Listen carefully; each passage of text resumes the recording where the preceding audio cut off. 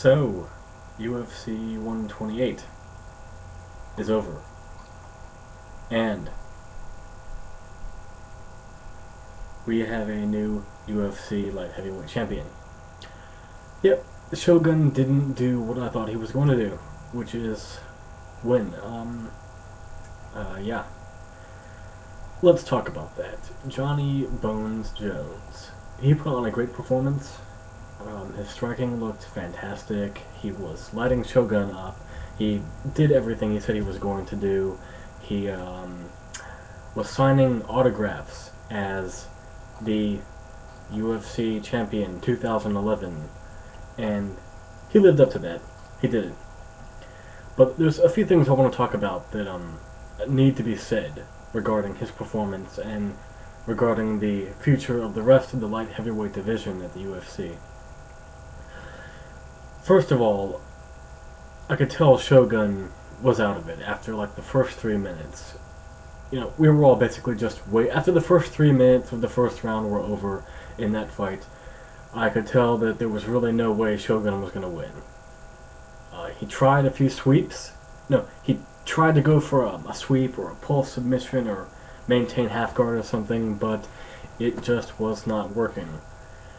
And the main question I want to ask everyone that saw the fight and that said, oh, Jones completely destroyed Shogun, oh, he's going to be the best ever, do you guys all think that Jon Jones beat the best Shogun?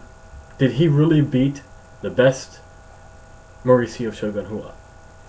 I don't think so, because he had been out of the octagon, not fighting for 10 months, in which he underwent another knee surgery, and he looked slow, he didn't look as strong, his strikes looked telegraphed, and they looked like they didn't have a whole lot behind them.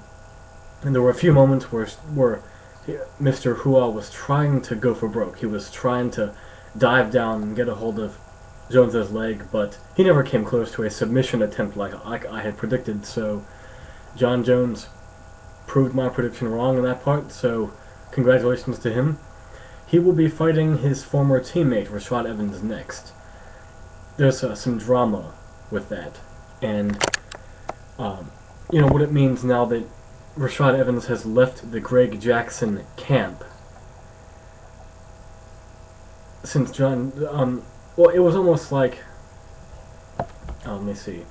I'm using the webcam, by the way, on my computer, not my other camera this time, as you can probably tell. Okay, so what is next for Jon Jones right now? Rashad Evans. Now, in that fight, I see Evans giving Jon Jones a bigger problem than Shogun did right now, but how would the fight have gone if Shogun was at 100%? Because I can guarantee you he wasn't. That wasn't Shogun at 100%. That was Shogun at 40%, maybe 50% at best. But even that, you know, if you're gonna get tired and hurt after just the first 5 minutes against Jones, you're not gonna beat him. So it was an amazing performance that I think saved kind of just a slightly below average card as a whole in terms of UFC 28. I didn't see every fight,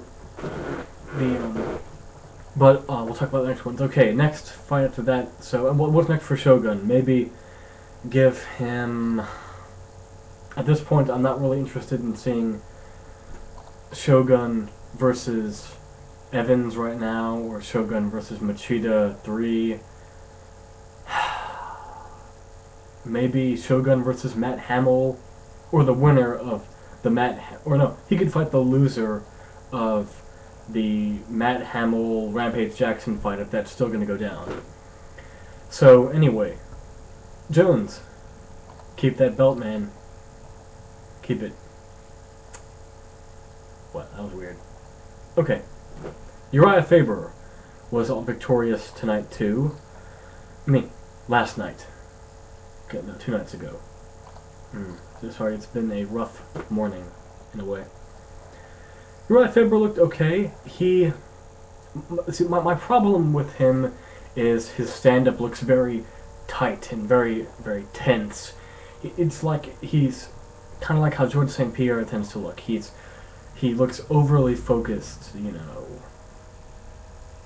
He was landing good strikes and really taking it to Eddie Winland, who I think I expected Winland to only last the first 2 rounds, but he took that fight to Uriah Faber in a way that I hadn't predicted, because Winland had controlled the first round. It was frustrating, I could tell, for Faber. He was not getting the takedown. He was like, why isn't this guy going down? What am I doing wrong? And finally he got him, and that's how it goes. So, good win for Faber. Computer updating again. Good win for him.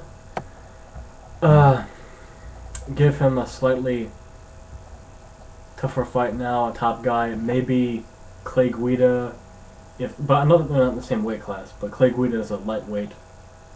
Or maybe give him Jacob Volkman, if Volkman could make the featherweight, which he probably can. Alright. And what was next? Jim Miller and Kamal Shalarus. Good win for Jim Miller. He's very vocal about his earning of a title shot, which I think he does deserve one now, or he at least deserves a top guy like Clay Guida or Volkman, or actually, is Volkman a top guy? No. No, but anyway, good win for him. Now let's talk about Nate Marquardt and Dan Miller. For Dan Miller, I don't know. That's he's now 1-4 in his last 5 fights, I believe. And you know he's skating on thin ice, but Dana White keeps on giving him chances, so he's probably on the UFC president's good side for whatever that's worth right now. And for Nate Marquardt,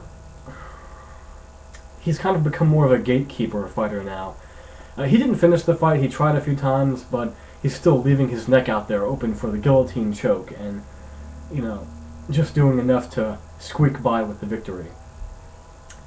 So I think what Marquardt should do is maybe test out the waters in the 170-pound division.